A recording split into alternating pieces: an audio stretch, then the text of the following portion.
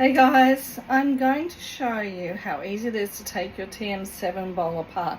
Now TM5, TM6 bowl is quite different, but the TM7 has got a lever on the side. Now let me just go through this with you.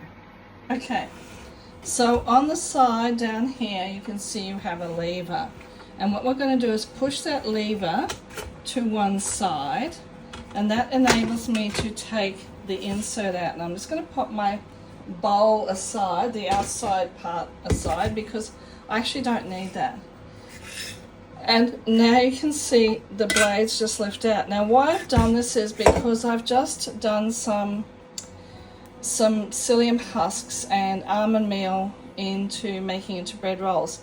Now sometimes you'll find when you make something that's doughy, you can get dough caught in this little groove here. Now you can see it's a little bit discolored because I've been making cacao in it. So what you want to do is get one of these brushes, and you can get these on the mix shop, and you just want to get in there and just scrape in around the blades to make sure that you get any dough in there out. Look, it's not going to damage the blades if you don't do that, but what happens when you're cooking is it will gradually cook, and if it's doughy dough, you're going to end up with little lumps of dough cooked into your meal, which doesn't necessarily taste the best. Now I've taken that out. I'm going to give my whole thing a good wash. It's actually pretty clean. I've given it a good scrub with my Thermomix brush, and again you can get these from the mix shop and they're amazing. If you're one of my customers, then you probably have a brush from me when you bought your Thermomix. If you don't, reach out and I'll organize one for you. And that's how easy it is to take your bowl apart. Now let me show you how to put it back together again. Okay, so we've got our outer bowl here. I'm just going to turn this around so you can see the knob at the bottom. And what you want to do is you need to line that part up with the handle. It goes in like that. It's not going to go in any other way. So if you try and stick it any other way, it's going to sit up like that. It has to go in like that. The next thing you do is you grab your blades, and grab them by the top. Don't grab them by the blades because they are very sharp. This is the knob that sits on top.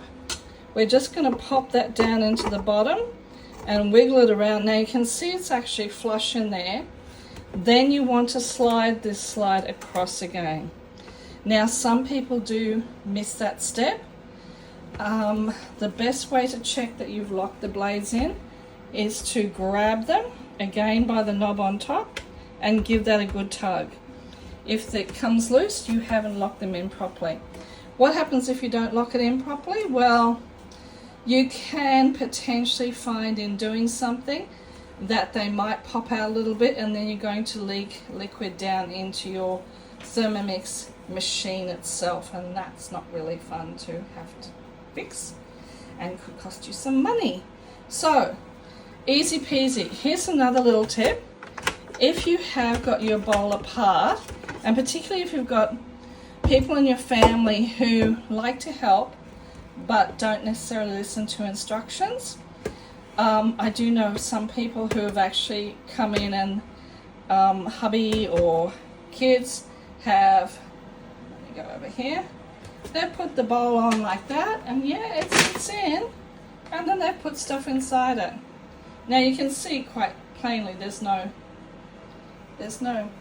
insert in there.